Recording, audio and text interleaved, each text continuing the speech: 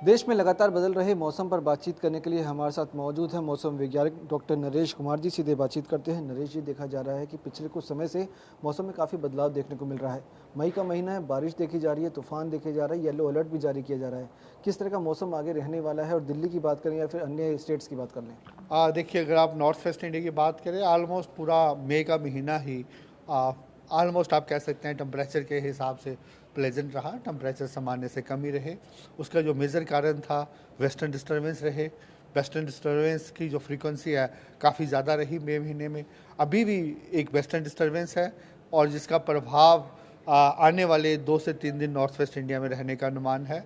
उसके लिए आप फिगर्स में देख सकते हैं कि ऑलमोस्ट पंजाब, हरियाणा, उत्तराखंड और वेस्ट यूपी और राजस्थान के लिए हमारा ऑरेंज अलर्ट है।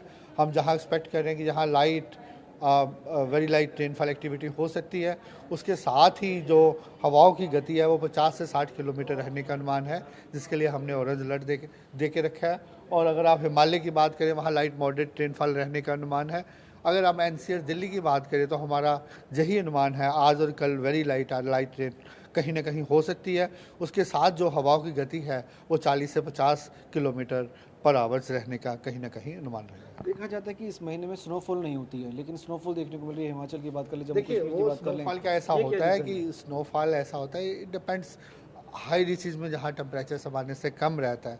जनरली हमारे कंडीशंस क्या होता है कि जब सरफेस टेम्परेचर्स 2 डिग्री से कम रहते हैं, वहाँ स्नोफॉल का पॉसिबिलिटी रहता है। तो एक्सट्रीम नॉर्थ में कहीं ना कहीं हो सकता है। इन जनरल स्नोफॉल होने का पॉसिबिलिटी कम ही रहता है। महाराष्ट्र साइड की बात कर लें, वहाँ पे लगातार बारिश हो रही है, तो उस तरह का मौसम वहाँ पे किस तरह से रहने वाला है? महाराष्ट्र में ऐसा जब कोई वेदर नहीं है, इससे पहले काफ़ी एक्टिविटी था। अब अगर पिछले दिनों की बात करें तो नॉर्थ ईस्टर्न स्टेट में काफ़ी एक्टिविटी हो रहा था, वहाँ भी अब रिड्यूस हो गया। अभी जो हम वहाँ मान रहे हैं, क्योंकि वहाँ वेरी हैवी कोई इतना सामान्य बात है, ज़्यादा नॉर्मल बात नहीं है। अब हमारा नॉर्थ ईस्टर्न स्टेट के लिए आने वाले 2 दिनों के लिए वेरी हैवी रेनफॉल का अनुमान है। 12 सेंटीमीटर से ज़्यादा रेनफॉल हो सकती है। उसके बाद वहाँ भी कंडीशन इम्प्रूव हो जाएगा। अगर साउथ पेनिनसुला की बात करें, वहाँ कोई ऐसा सिग्निफिकेंट रेनफॉल नहीं हो रहा एक्सेप्ट केरला।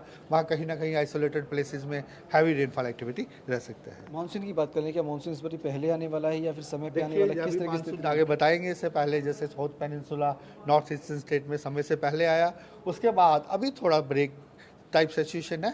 आगे जैसे प्रोग्रेस होगा तो वो हम बताएंगे। दिल्ली के मौसम के बारे में बता दीजिए। दिल्ली के बारे में ऑलरेडी मैं आपको ब्रीफ कर चुका हूँ, जहाँ 2 दिन आपका वेरी लाइट रेनफॉल रहने का अनुमान है।